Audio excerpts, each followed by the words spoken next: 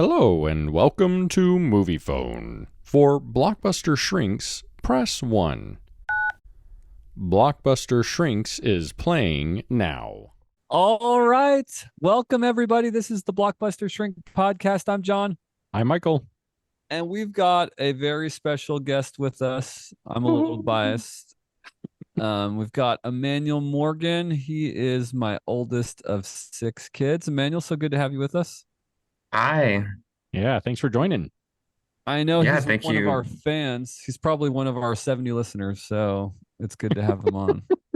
That And might be we generous. went round and round a lot about what to talk about and everything, but what movie and pop culture stuff to talk about. We have a lot of the same interests, but he You and landed him on a good did? one, which yeah, we Yeah. talked a lot about What like were what some of should the we other do? things you talked about? Well, Like what other well, movies? we really talked about like Way of Kings, like you know what I Oh, mean? yeah. Which is like also what Jack wants to talk about too. Like when we're Yeah. gonna, and he's eager to get on here too, so we need to interview him. Um, but yeah, so we went round and round a lot, and then it was just like, no, just pick your favorite, just pick a film that you think would be great. And so he landed on the one we'll talk about in a minute, Well, maybe we'll Yeah. have to which is have you probably in back the on spoiler. in the Probably in the future to talk some Brandon Sanderson. I But we'll know. let Jack talk Brandon Sanderson first. So we can Yeah. Jack's start got there. that.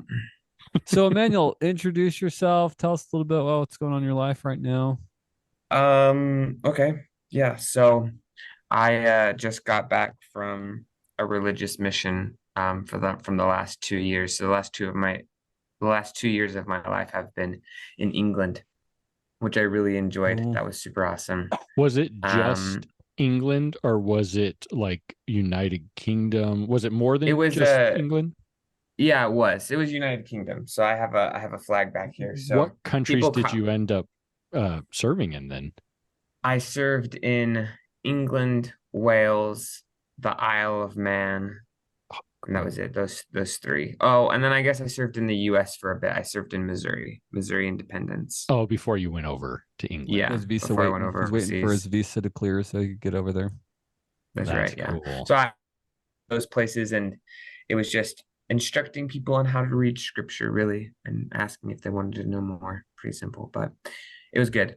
Um, it was nice being on my own, and I'm still on my own now. I'm at BYU, Idaho, and I'm in my first That's in semester of studying. Rexburg, right? Right, yeah. And it's supposed to be Big very old cold there in the Rexburg. winter, although I've never Yeah. been there, so I'm not Yeah, sure. it's already starting to get cold. Is Like it I'll tell really? already. you, we road tripped him and our two of our daughters who were graduating seniors this last year out there. And when we were there, we got there like the 9th or something of September. And man, the weather was amazing. It was like going down to 48 in the evenings and then getting up to like Whoa. 79, 80. And it was beautiful the whole time we were there. We went on some hikes and every day my wife and I, because we had a lot of downtime, after helping them kind of move in, we're trying to stay out of their hair. We would just go like lay at the park and just lay it on the grass So for what is many the hours. temperature now, Emmanuel? Is it still that, like the 40s and then Uh high 70s? the temperature now is like closer to the 40s. That's At crazy. night, So like just so low everyone 40s. knows, Yeah. we're actually recording this on the 22nd of September, just to give September, you an yeah, they'll idea of release a little context. bit later. Yeah, my But I watch mean, says that it's 42 That's and it's raining. crazy. it's 42 That's degrees outside right now. crazy. Yeah, 42 right now and it's raining. Dude, the winters are brutal because it's so flat. Like it's such an interesting the what's the terrain or whatever is so interesting in Idaho because you've got just gigantic mountains like out Yeah. in the distance. You got the Yeah, Tetons, to the east, and then this other range of mountains out to the west, and then like all of the areas just this huge flat valley. And so the wind just when it gets cold there, the wind is brutal. It just whips through there, man. It yeah. is So vicious. tell me, Emmanuel, what are some of your hobbies or fun things? I realize you've been a missionary for 2 years, so that may have gotten into the way of some of your hobbies or things that you like to do besides proselytizing. What are your hobbies? What are your fun things? My fun things are sculpting in clay. I love Oh, whenever I cool. have an opportunity, I love to do that. I was a sculptor for a couple of years. I went to a class from a teacher, which was really great. Are But you what I gonna do a lot of the time now is reading. I like collecting books and reading stories, actually. are you gonna be able to do any like clay or sculpting type classes at school? I didn't get any. No. No. Do I you when know I what looked, you're gonna do for Not this school yet? semester, but you could maybe pursue that later, right? maybe. Yeah, I kind of have decided what I want to have my major be. I think it's going to be interrelated disciplinary studies. So that allows me to So go you can into a do a bunch few. of things, right? Yeah, It's so not limited to just one. You kind of focus. So you'll do like upper level classes in a few different subjects. Is that what that means? yeah, so Do I'll you have to it's like you select or identify yeah. which ones? Yeah, so you pick like two different kind of groups and then you study mostly from those and then you have your Oh, general cool. education. So, Do they have to yeah, be related to each other, or you can they just do don't. whatever you want? Yeah.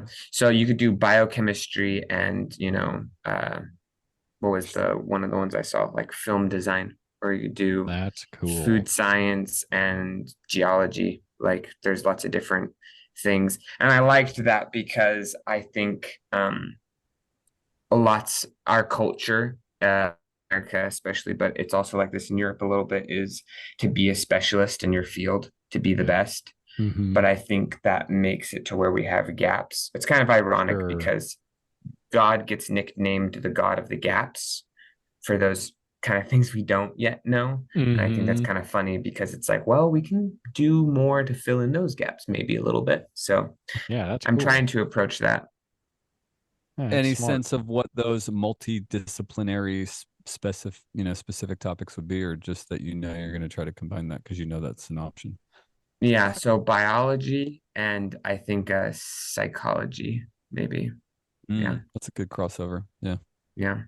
They're similar, but with the You're biology it would go more towards genetics, and then psychology, I just really enjoy people and how they react. And I know that a lot of what we physically are obviously does affect who we are in our social circles and everything. So Well, if John and so I don't scare you away from the field, then I'm sure you'll enjoy it. no, You definitely can not. survive Actually, you us. guys have encouraged me a ton. I'm taking a family relations class right now, and every time I'm there and I'm listening to like we were talking about It's like like family systems hearing the what other his day. dad used to yell at him Pretty about. much, seriously.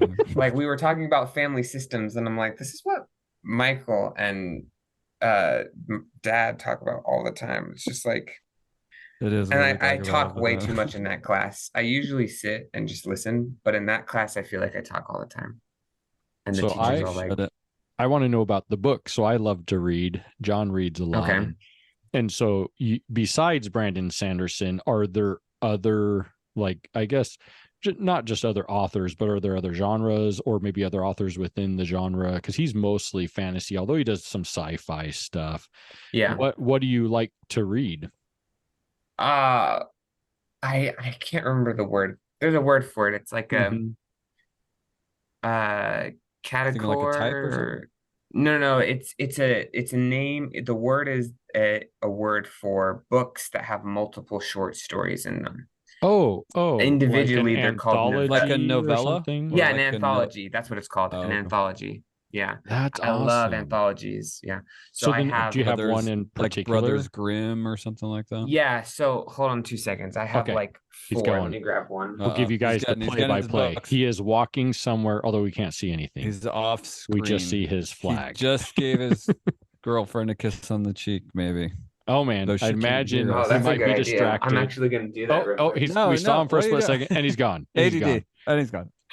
She can't. You have to remember she can't hear us because he's got headphones on. I do have ADD. Yeah. Okay, so these are two of the ones that I have.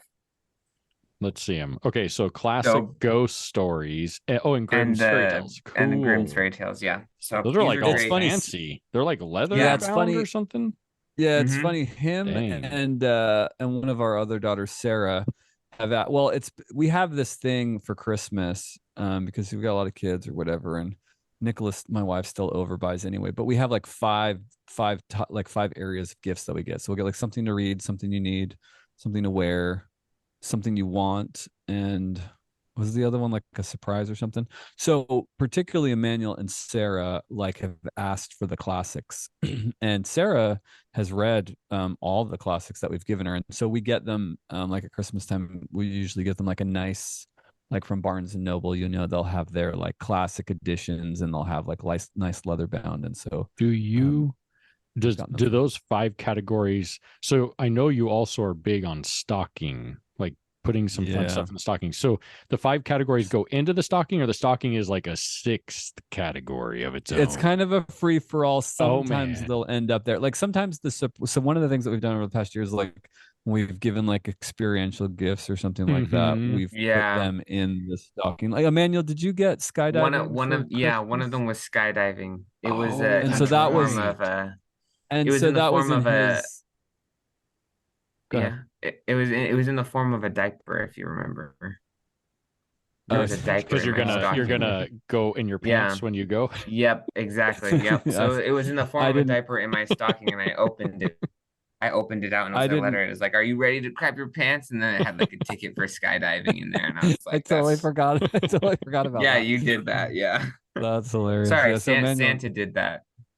yeah, yes, of I course, yes, Santa. I have really gotten a little bit addicted. So I like to read a lot, but my undergraduate degree was in history. And in history, you Oh, have to okay. read a bunch of books, and you take a bunch of history classes usually at once. So I take like 4 classes, and I'd have, 5 books per class. So I got used to just reading multiple books at once.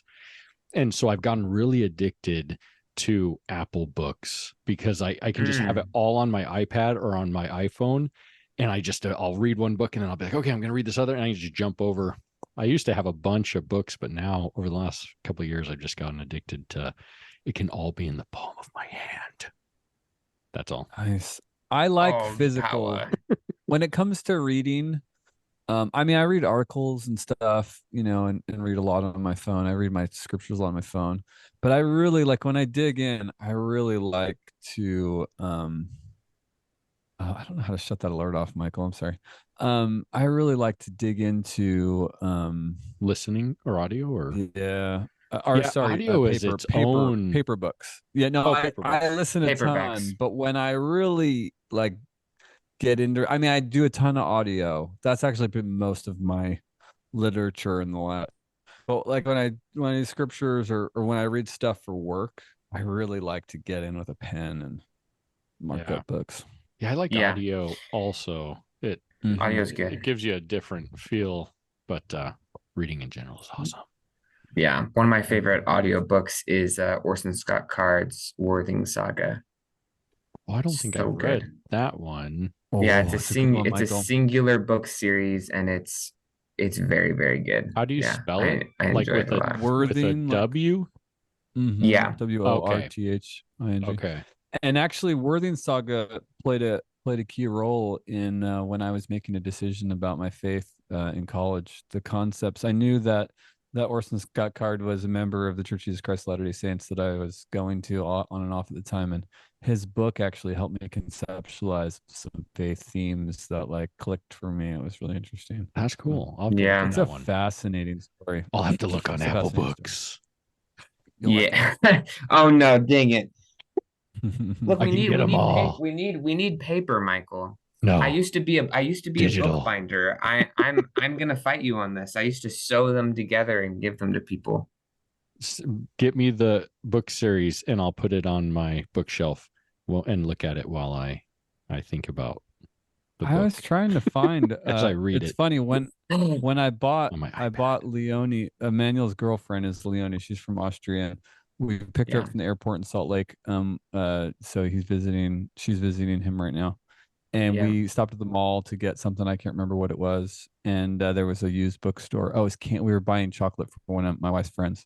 And there was a used bookstore next door. And so I saw Past Watch and I thought that was Worthing Saga because I know Nah. Worthing Saga is one of Manuel's favorite books. So I still have to get that. I think we might have bought it for. Did she get it? Did it get sent to you? Didn't we buy her a couple books and send them to you? Have they That come yet? was one of those was they have come, but that was The Way of Kings, and I can't remember what the other book was. I'll have I to get think a I Worthing Saga still then. have them somewhere. Yeah. The Way It of might have been Kings. Ender's. No, I bought her Ender's You Game at the got, yeah, you bookstore. did. Has Yeah. she The been reading way it? She has been reading. I caught her reading Ender's Game a little bit the other day. I Yeah, feel I like love Ender's Game as well. That was my childhood. I Kids feel beating like each other the up in a space station. Stormlight Archive is a really good. Like I've read, I've read it, but listening to it, I just feel like the narrators, Kate Redding Yeah. and Kate Michael, Redding. are they're Yeah, just what so is it? good. Can't Yeah, think of. their They're voice. married. Did you know that? Yep, They're I husband did. and wife. Yeah. I've Yeah. watched podcasts with them talking Oh, about have reading and you? talking about literature. Yeah, they're fascinating characters. They're like quirky and the coolest They're characters. fun. You And should then totally Yeah. like check them out. Look them up and on then YouTube. They're I really love interesting to listen to. Ender's Game also, Emmanuel. That's great. I really love the Bean Saga or the Ender Shadow series. Yeah, the Ender That's Shadows. about Yeah. Bean. That's a great one too. We should I do those, remember Michael. reading We Enders do in it. Exile all the time. we should totally do that because I think to me, Ender's Shadow and Ender's Game are just a manifestation of Orson Scott Card's literary genius. The fact that he could write the same story from two different Yeah, perspectives, it's fun. give you completely different perspectives, Yeah. and you love the story and the depth And of they're story. good too. It's They're not like both rereading the story. No, it's not No, even it's not. close. The fact Mhm. that you can get a totally different spin It and really is a different story. it brings so much depth to the Enderverse there as well. You know, it's funny. I Yeah. just stumbled upon the other day a web page that like outlined the enumeration or the order of the Enderverse, and I started contemplating going through all the books in order because there's like Ooh, you there's got like a That would three be 30 of book fun. them. like prequel before that and Yeah, there's like everything. You got a 30 lot of of There stuff. are quite a bit, There's like 30. especially if you you go like once you get into the Ender Shadow series, that one he Mhm. I think But like he's been released all the way up until like a year ago or something. 8 or 9 of them. Yeah, and then he started doing the Mazer Rackham prequel series, Yeah. Yeah, that's what I'm which is thinking. really Those ones good. were That more one was recent. so good. Yeah. Well, there's 4 of them, I think. Yeah. And Oh then wow. I really enjoyed Ender in Exile too, which was a bridge between Ender and Speaker for the Dead. And Speaker for the Yeah. Dead is one of my And Speaker favorite for the books Dead's too. got to be. What there's 3 of them, right? There's Spear of the Dead. No, there's There's like 4. the Xeno one or Xenocide and yeah, then Children of Xenocide. the Mind. Yeah, Children of that's the Mhm. Mind right. gets Children of the Mind gets really weird. Well, it's really very interesting strange. because that trilogy was written for like adults, where all the rest are young adult written, Yeah. and so it's You know, really it's interesting. He didn't it's interesting, intend Dad. he didn't intend Ender's Game to be it turned kind of into a young adult novel. He didn't intend it to be that way. Oh, Yeah. okay, I that makes think sense the then. Ender's Shadow, I don't know if he intentionally wrote those young adult either, but I think but the nature of the character definitely is a feel. It definitely has like a Yeah, teen emerging, figuring out who you are kind of theme to it. But it's true, which makes it really good. But it's funny, so so my girlfriend is staying at a family friends of ours, the Benyans, and I was actually talking to uh Sister Benyon, and she was saying that Children of the Mind was like one of her favorites. And I was oh, like, oh, that's funny. I was like, because my interesting. dad always says that's weird. And she was like, oh no. She's like, it's Oh, the it is best. weird. That We whole should totally I'm gonna have to trilogy, keep that in mind. it's good, but it's not. It's just different. It's not Yeah. like Yeah. Ender's Game. Yeah. No, Different is good though. Ender's. Did you know too that Ender's Game, what he wrote Speaker for the Dead, or at least he had the concept for Speaker of the Dead first, and he Oh, wrote really? Ender's Game to introduce and give Ender context. And Ender Crazy. turned out to be his, The big one, his yeah. biggest book. Yeah, by That's far. crazy. That is cool. All right. So Emmanuel, what else is going for you out at school? What's the first couple weeks of freshman life like for you at university? The first couple weeks are No, you amazing. can't I'm trying to have two think of the conversations. no, I'm not having two Oh, conversations. I'm just thinking. okay. Um trying to be articulate, like the many Oh, books sorry, that my I bad. read. And I stopped I trying it years ago. it's really great. It's challenging for lots of different reasons and just different technicalities. I thought I was doing what I needed to, and then I realized that there's a little bit more study prep work that I can do to feel more ready for the classes, because I was like, after the first few classes, I was like, why do I feel like I'm getting stuff out of context? Like, what is going on?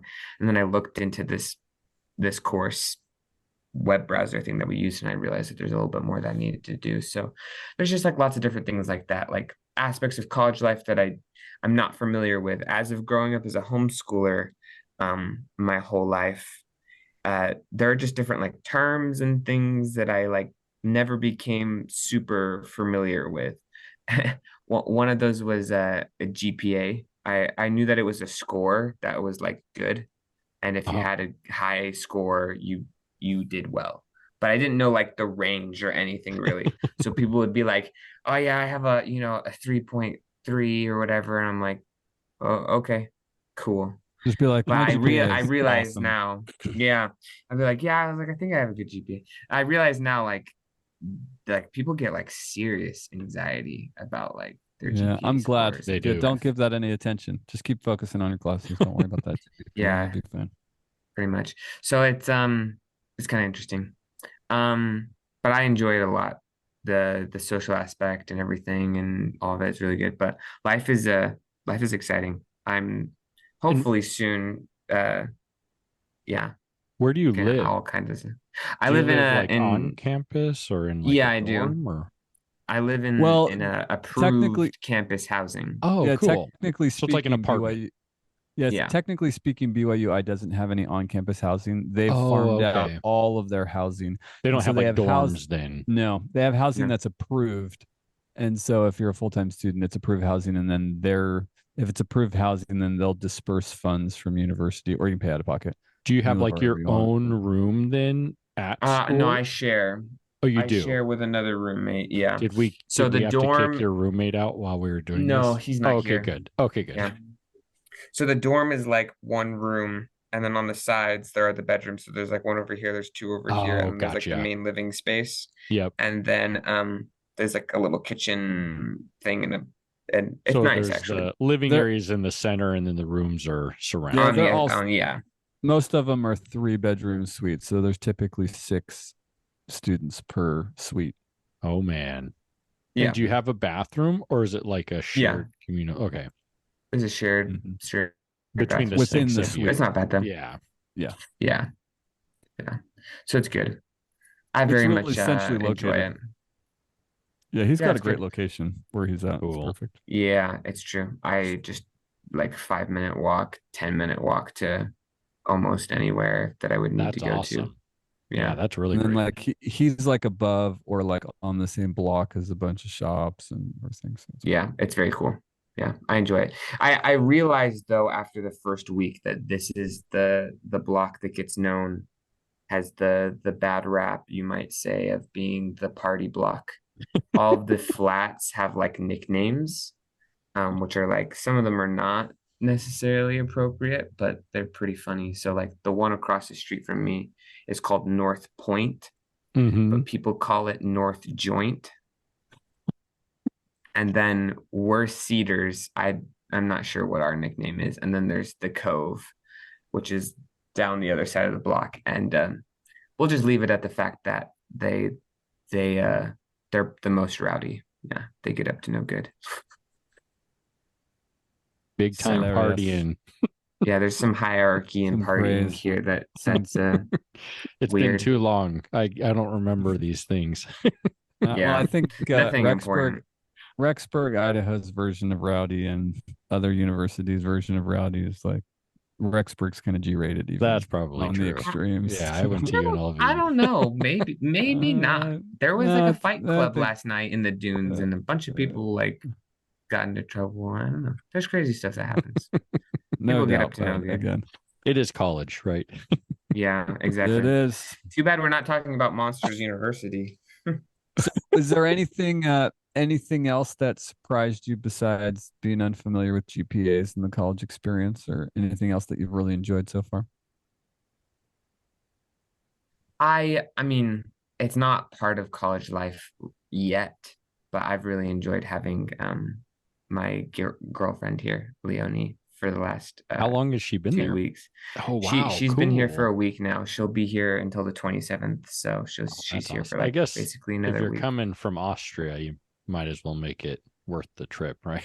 Yeah, yeah, Coming it's been for a very weekend nice. wouldn't be wouldn't Yeah, be great. yeah, I'm excited for future life with her. That's gonna be really fun. Yeah, Awesome. Well, should we get into the movie? absolutely. Let's transition in. All right. So, Emmanuel, you want to tell us what movie you picked and why? Yeah, so speaking of like lots of little stories and different things, one of the storytellers that I like, but he does his work in another medium is Tim Burton, and one of my favorite Tim Burton films is Coraline. Uh, I think it's so interesting. There's so many different reasons. It's got a mountain of lore. It comes from a different book on its own, which is a great book.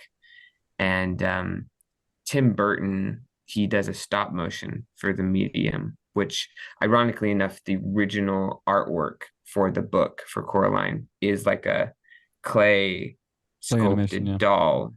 And so he just ran with that and it's really good. It's very, very good. I think there's lots to gather from it just in a way of learning, like stories are supposed to teach us, stories are supposed to help us learn, and as well as just like the medium and the way it looks and the cinematography is just awesome.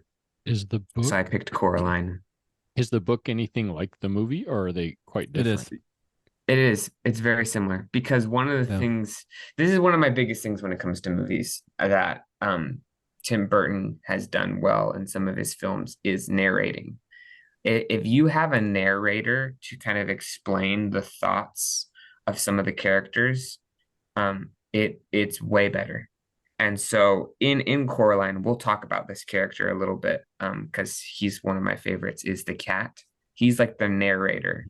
So he Yeah. comes in and says things sometimes about like what's going on and explains it to Coraline. And that like narrates the scene a little bit.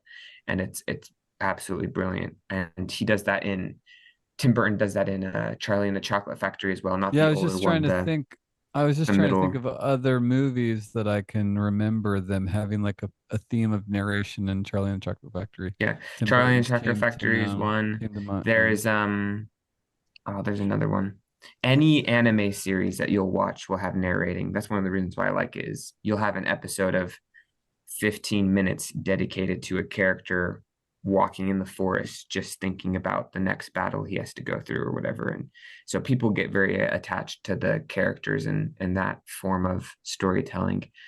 And I think it's great. And so I think what we miss out in our a stereotypical hero film, which those are kind of changing now too, you miss the narrating. And so what was a book series, like Divergent, for instance, is a great example. You have the last um, two books that they made into a movie for Divergent, the series, and they have no narrating. And so the female character, spoilers, she dies, and you don't know why. Like you watch the film and you're like, what is going on? Like that doesn't make sense. But like the last part of that book is dedicated to her finding tons of closure for who Yeah. she is, being a divergent person in a world where everybody's very categorized. And so I think narrating is really valuable. And there's a lot of that categorization in Coraline too, actually. A lot of what I love is the individual characters um, that are shared in the film. So it's really good. I'm gonna go deep here with this movie. So there are two things that I thought after I finished this movie. Okay. One, I had to look at the rating because I was like, if I was a kid and I saw this movie, it would freak me out. And it's PG. I was surprised. I was like, whoa, that would be scary. And then the second thing was the whole burlesque like show act in the middle. Yeah. I was like, Yeah. whoa, this is only PG. There was one That's about as narrative. deep as my mind goes. There was one narrative that I was looking at that was talking about, the aspects of Coraline of a coming of age story. And It seems like it And goes deep. Like it seems like there's a lot to it. I It's just really, beyond what my mind could comprehend. yeah, I really wish I would have watched it again because Emmanuel, I watched it quite a few weeks ago, and so some of the themes, and I didn't, and it was the first time when I had watched it with Emmanuel, it was the first time I had watched it. And so I really wasn't familiar with it. It's the movie I haven't watched a bunch of times, and I think you really need to watch. My mind was going all over the place because there were so many metaphors popping up. But so this Yeah. was made in 2009, and the IMDb one liner. We always love to read these because they're incredibly in depth. Succinct. Yeah. An adventurous 11-year-old girl finds another world that is a strangely idealized version of her frustrated home, but it has sinister secrets. Yeah. So, It's a so you good. talk about the narration and you talk about the artistic aspect of the film, but what about the messaging of this film versus those aspects draw you to it or make it one that you picked? It's the message of like the grass is greener on the other side, but it's not. Mm-hmm. It just might look that way. That's one of the biggest first things is they move from her home that she loves in, I think it's like Wisconsin that she goes from, and they go to what's called Michigan. the Michigan. That's right, yeah. And they go to the Pink Palace, which Mhm. is the home that they stay in, and Is it in oh my gosh, Oregon? Did you catch yeah, where it's like I somewhere think where it rains all the time? yeah, it's over by Oregon, if It's I'm very not mistaken. gloomy Yeah, there, Is there right? is there a clear yeah, narrative of how this is like this her mother's home, or is there a clear yeah. Okay, there was some so things about the story that that made this point of one of the ghosts or one of the trapped characters was perhaps a grandmother of the mother or an aunt or something. So do you okay, remember? I wasn't remembering the detail of yeah, the tie back into the family and maybe why they're here. Of the Was there a owner of the reason Pink given? Palace, I think. Was there a reason given why they moved or anything like that? I think yeah, there was yeah, like this overtone, I think I remember, of like financial stress. And what are the careers of the yeah, parents? Did they outline the careers of the parents? They're both on their yeah. They computer. are The dad, They're gardeners. journalists. Yeah, they was that like what it write was? they Yeah, write so things they're for gardens or something. yeah, so the father is a That's journalist right. and the mother is a indexer for the journal or whatever They for kept this calling it gardening a company. catalog, right? They were A doing like a catalog, that's Oh, right. catalog Yeah, that's right. for It was exactly. the something That's that what garden. it was is. like old worldly. It was like something that like Hmm. doesn't exist anymore. Like catalogs don't really But it exist was like anymore. a Unfortunately. new movie though, because like they had the new Volkswagen Bug car, right, that they were Hmm. driving. Yeah, So it was like some yeah. of it was like it was kind of weird in that way where it seemed like it was supposed to be set older, but it wasn't. It was current. Yeah, That's probably there's a intentional, I would guess. juxtapositions, yeah. But so it what happens is Coraline and her parents move because they're doing this garden catalog and they get into it and it seems that that's their family thing because the father enjoys gardening, but that's one thing all on its own is that the dad enjoys gardening. He does have a love for it, but he got caught up in his work trying to publish this catalog and make it all work and everything else. And so that's what they're stuck on. They're doing that all the time. And So that's there what and subtracts from the focus on Coraline as she feels unheard. And so she's just And like, I have a question about that too. So in the like the parents, like the I don't what do we call them? The real parents versus or first parents yeah. the versus second other parents. world The or other the other so the world. The real the term used is other mother. So they're the okay. real So parents. the real Yeah. parents were like really not very nice and not very like there for her. Yeah. Do you No. think that was real or do you think that was her perception as a child of how they acted? Because later in the movie, they seemed much different, right? After she had the whole other Yeah. parent thing. So do you think that was just her? Like, it's really interesting because in mental health, we talk about perspective versus maybe more so what's reality. And so I was kind of Yeah. wondering, is that really how they were as parents, or is that just her I perspective of it? I agree with your that it's a perspective change on Coraline. I haven't necessarily thought about that part because I know part of what happens in the story, which you could see this as this is the key where the perspective changes, is that they work through their problem. They publish the catalog and it works out well or whatever. Yeah. And so then they have a party at the end of the scene to celebrate that. Yeah. But Coraline's Yeah. perspective changes on the fact that they were doing something, now they're done. And she realizes that like she's spending time with them now. Yeah. Yeah, So there is a subtle thing there. I think it's a Yep. fair, I mean, the way that I experienced the movie was definitely that the world that was presented at the well, I think the journey of Coraline is the realization of that it wasn't as bleak and gray, and they weren't as emotionally abandoning or checked out as, you know, she experiences early on in the story. You know, I mean that's a pretty consistent feeling.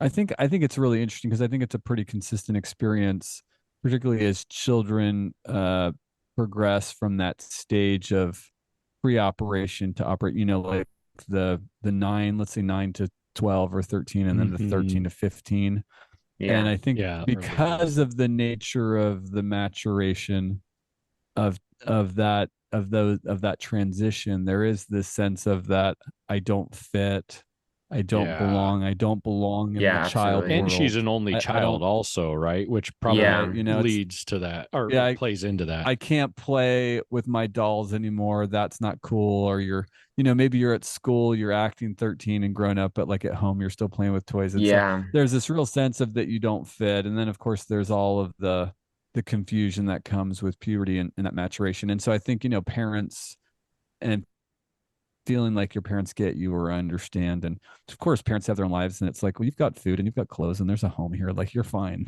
You know what I mean? I have Yeah. to And so But kids that's a growing up lot don't of what, necessarily get that. It's just like I empathize with that for sure. So like growing up, it was like the food and the clothes in the house were always there. So then like it was just like, okay, whatever. Like one of the things I learned about in my family relations class, which was really, really interesting, is this. You guys probably know the syndrome. I can't remember the disorder, but there was this orphanage and they gave the kids everything they would need nutritionally and physically to be safe. So a house, food, clothes. But since there was zero nurturing effect, there's no parental figure connection or whatever, a lot of the kids, like, even though they were older, still looked yeah, they like failed like to really thrive. young.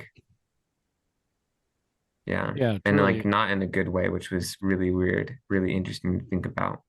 We well, need it just that shows how connection. important, yeah, that attachment is and Yeah. emotional connection with others.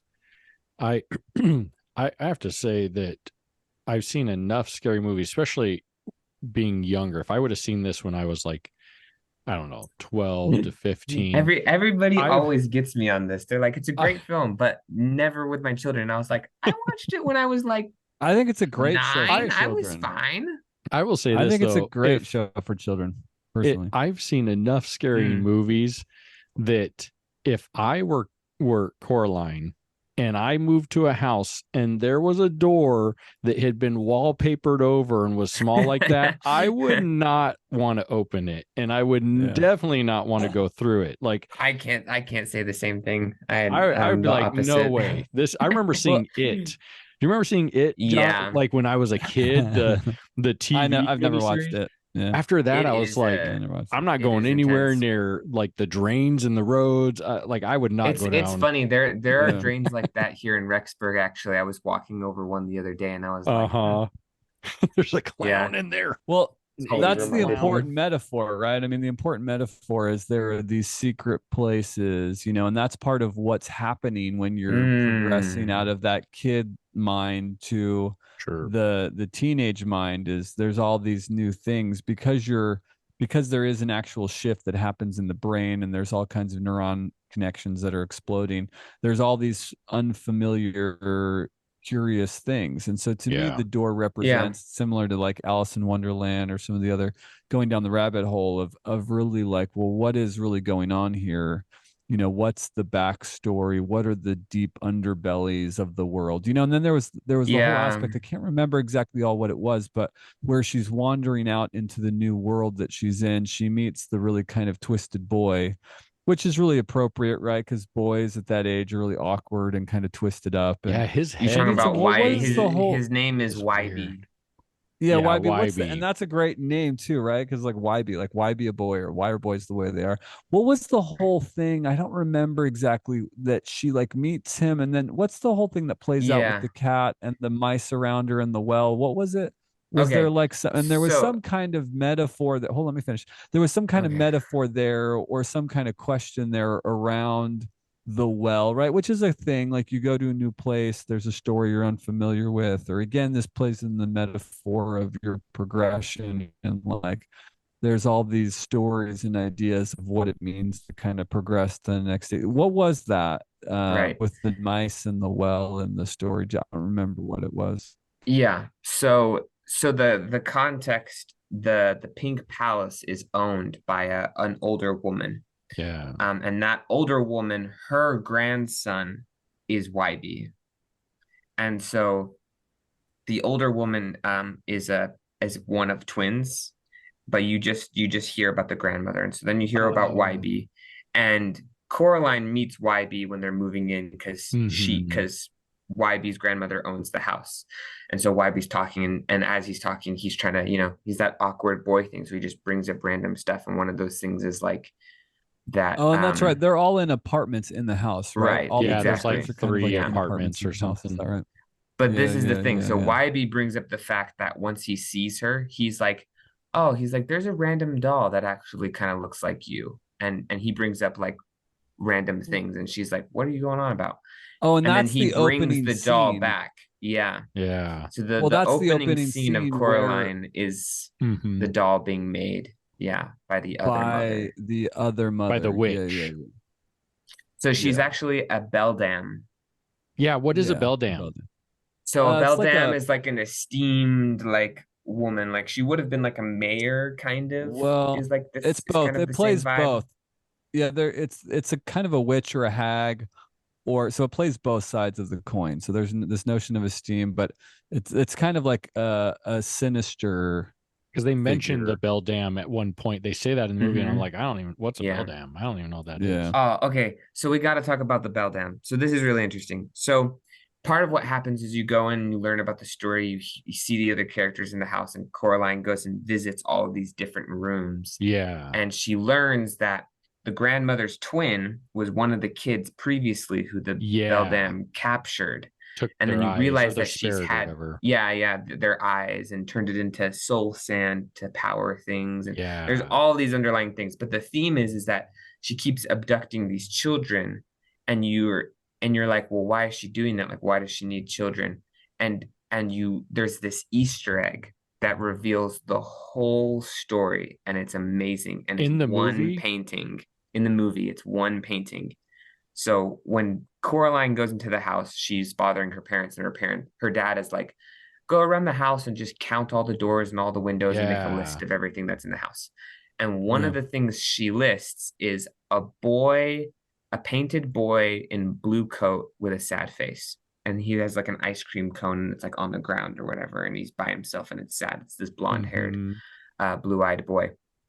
You go into the other world and the painting changes. He's happy and his ice cream cone isn't melted and everything.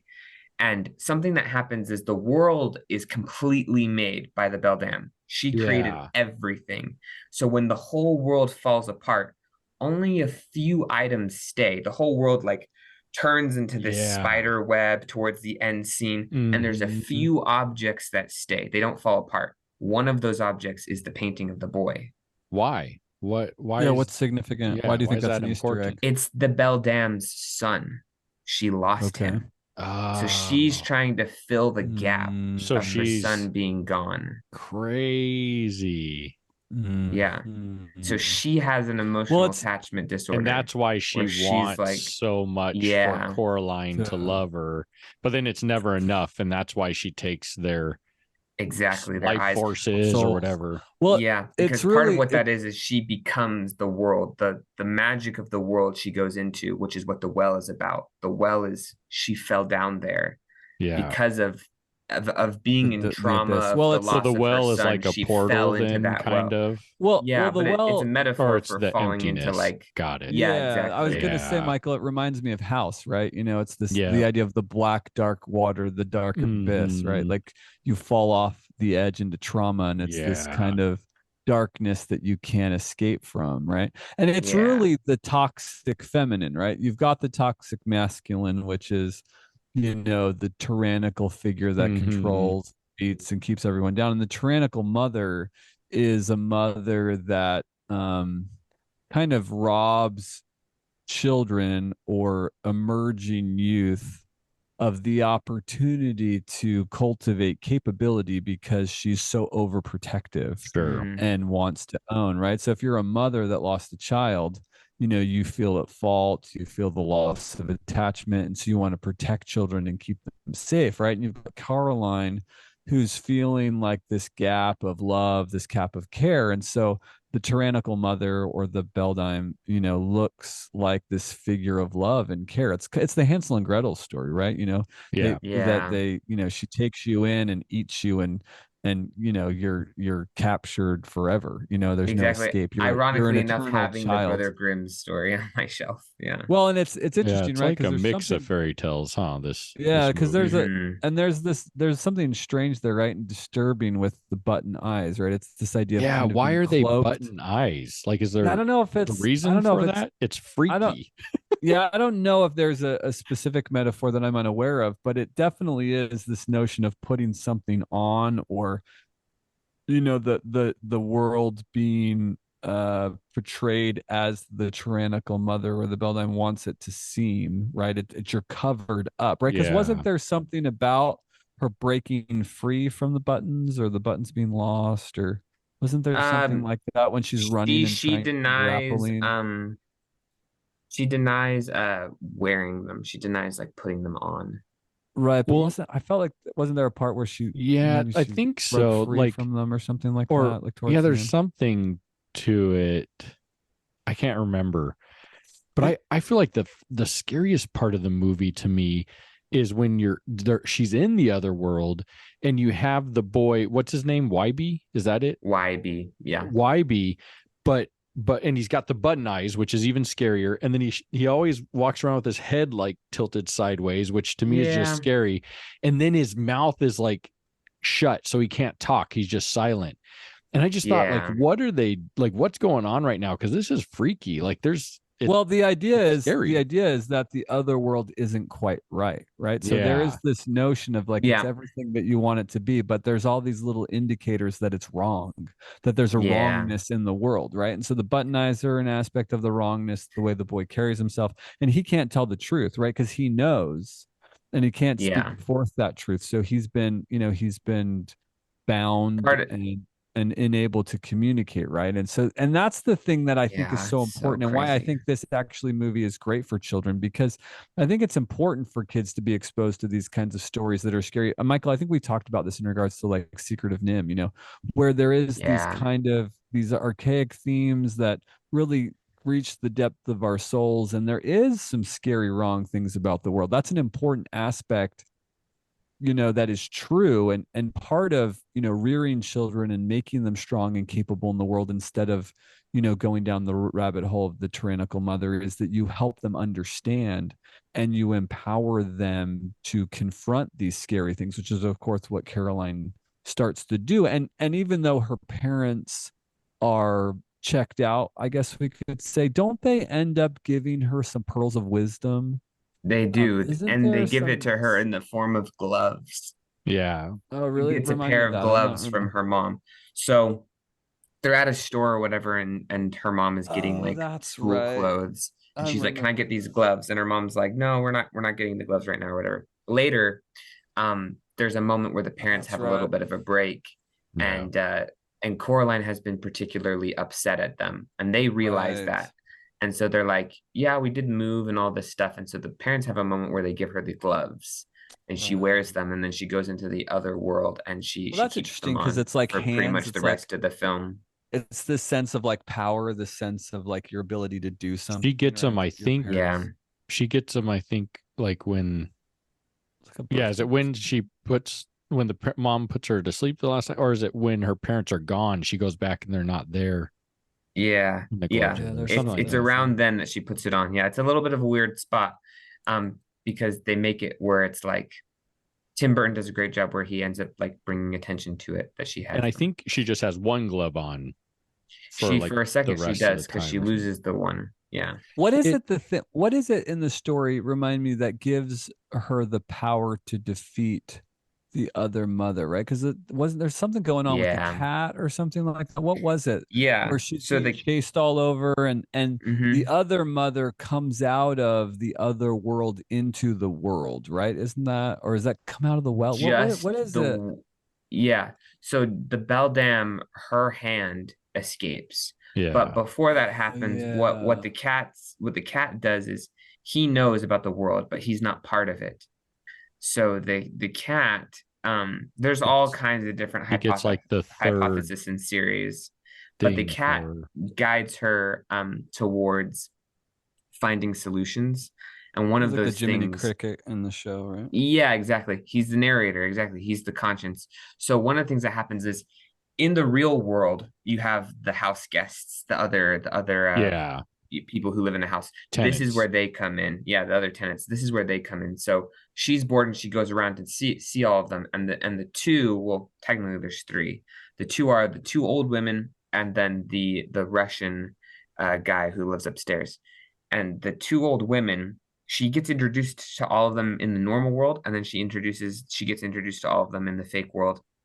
And then she goes one more time into the fake world and they're all demented. They're falling apart, Right. because of what happens later in the story. And one of the things that happens is she goes to the two old women and she's like, I'm having a hard time. She basically confides in them a little bit. And the two old women are crazy. And so they sit down and they believe in kind of the more pagan like belief of things. There's a lot of Yeah. pagan ties in this film. And so one of the things that they do is they Make like a read seer her tea stone or leaves, something. but they give Oh, her a that's seer right. stone. I forgot about Exactly. the tea leaf part. So they read her tea leaves, and there's clearly a There's a hand. thing. But then the other one is like, no, it's a giraffe. And it's like, no, it's a Yeah. hand. And that scene's like one of my favorites because it's like your perspective, which is what the whole film is about, right? It's Yeah. her perspective Sure. shifts in the film. So what happens later, she's like, well, how can I see these things? Like, how do I notice what's bad? And they're like, don't worry. And it's so funny. They have like old candy and they Yeah. have it in The shelves, and taffy. all of the shelves have years on them. All of the Yeah, I Right. shelves didn't have understand years that. Why numbered on was there them. years on them? Because it was like Because 1916 and yeah, yeah, 1920 or yeah. something. What was that symbolic of? There's no huge significance except for the fact I of bet there dating is. how long the house has been there. Oh, So it okay. adds to the lore of all of it. It adds to a Okay. lot of the lore. They've been there for Yeah. a long time. But it's also just funny. It that's one of the reasons I love Tim Burton is he adds this immaculate detail to a lot of his work, like Jack and the Pumpkin King, Box It was always Trolls. so Like twisted. there's He's always there's so these twisted. little things that are added there that are great. And so they break through all of the candy, and at the bottom of the candy bowl is the seer stone. It's this little Yeah. little Like triangle. green, yeah, triangle thing. Exactly. And so the one lady's Oh, like, this will that's help you like see she's bad able things. to. And the other lady's like, no, no, no, this will help you see good things. And they're like, no, it'll help you see bad things. And so she gets really confused, but she's Well, given which the is answer. both things are true, right? It's really Exactly. interesting. It's a great point because well, I love the concept there of other people outside the family can give you different perspectives of what's going on inside your world, and it is good to kind of take a different frame, and it is true that you can see them as good or bad. Yeah, that's right, because she's fighting to keep that on, right? Doesn't that eye allow her to see, that Yeah, allows she her can to look through defend it. her? Yeah. Yeah, but And things so it keep lets trying to her take it from see her. Yeah, exactly. that's right. So ultimately it lets her see the other three objects or the eyes of the children that she has to collect. Because this is one Which, of the coolest things. Every single time a game gets brought up to the other mother, she does this hand thing. yeah, It's the such a good clicking. detail. Uh-huh. Yeah, Yeah. every single time. It's like, oh, let's play a game. And they don't even necessarily play a game, but it's always, she does this like hand tap thing. Mm-hmm. So Coraline in the end is like the cat, the narrator is like, she loves games. Like you should challenge her to Well, a game. and that's true, right? That's a real indicative, again, metaphor of life, that there's this gaming aspect, that there's this risk to be taken, Sure. that Exactly. there's rules to be broken, and that there is forces out there that are using the game to kind of capture you And it's also a and trap nod. you to the reality that they want to have you in. It's also a nod to like kind of the fairy tale type, or not fairy, the uh uh what's the book that you showed us earlier that you have up on your bookshelf? The Grimm fairy Yeah, tales. it's like a Yeah. nod to that, right? Where there's always kind of like these games that like the witch There's or this little whatever trick. plays. Yeah. Yeah. Mm-hmm. So I thought that Yeah. was One really of my interesting. favorites. It's true. One of my favorite stories in the Grimm's fairy tales actually is The Wolf and the Seven Kid.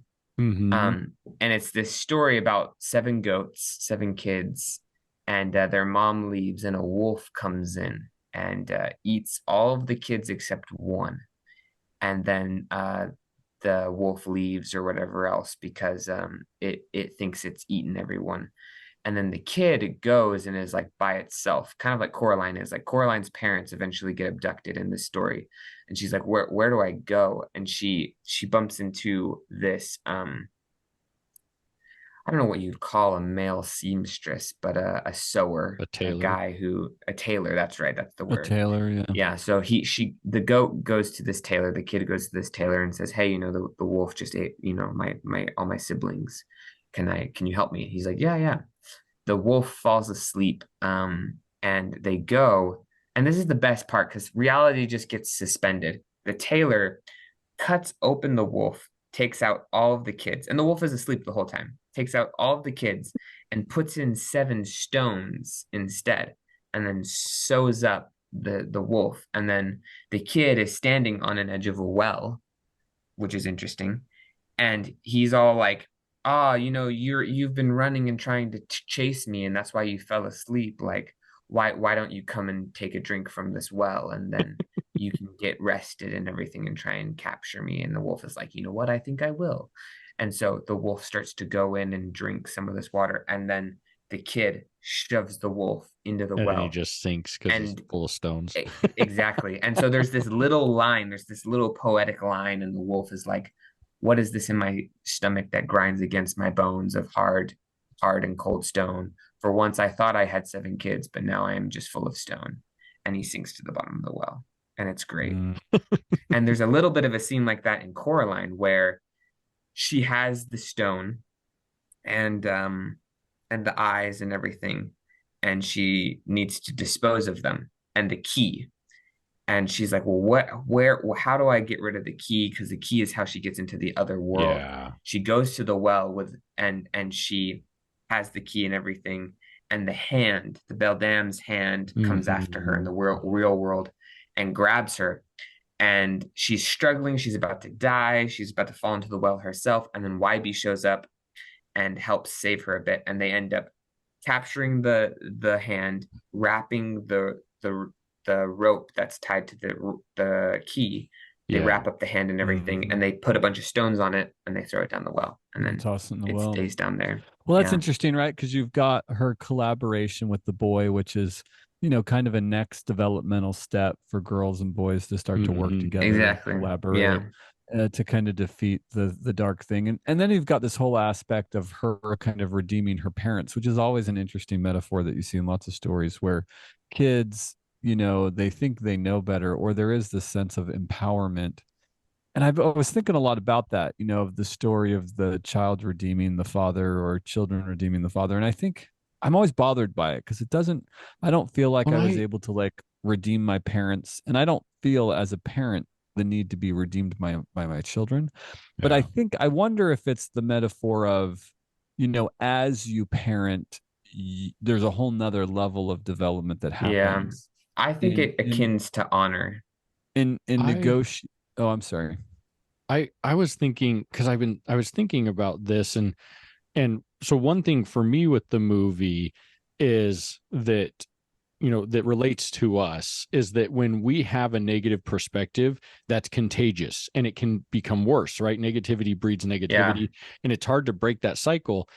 And that's what I think for her is her perspective so negative that she's only seeing the negative. And then it's interesting when she first opens the door, it's almost like a hypnotic tunnel, right? Like it's pulling her. That's the Yeah, negativity just pulling her deeper in to the point where she gets into this other world and she's it's a great blind. connection. Like her Yeah. negativity blinds her to all these To the obvious dangers. clues. Yeah, Yeah. these dangers. And And so, that's what the button eyes are. It's being yes. blinded to that. Oh, yeah. That makes sense. That makes sense. Yeah. And so for me, at the end, it's not for me, it's not that she redeems the parents, but that Yeah. she actually has a clearer vision now of the relationship. And so the relationship is healed, not because the parents needed to be redeemed, but she was able to save Sure. that with by getting like unhooking from the negativity, which is a lot of what you Yes. Yeah. do in life, right? Is But constant battle of how do I unhook from negative thinking, Yeah, negative how do I thoughts. unhook from that? Yeah, because they're I like also Dad, think, you and me were talking about this before that you can't be a perfect parent. And I think that's where the honor thing comes in. Because I won't redeem you, Dad, but when I become a parent, I will definitely honor way more.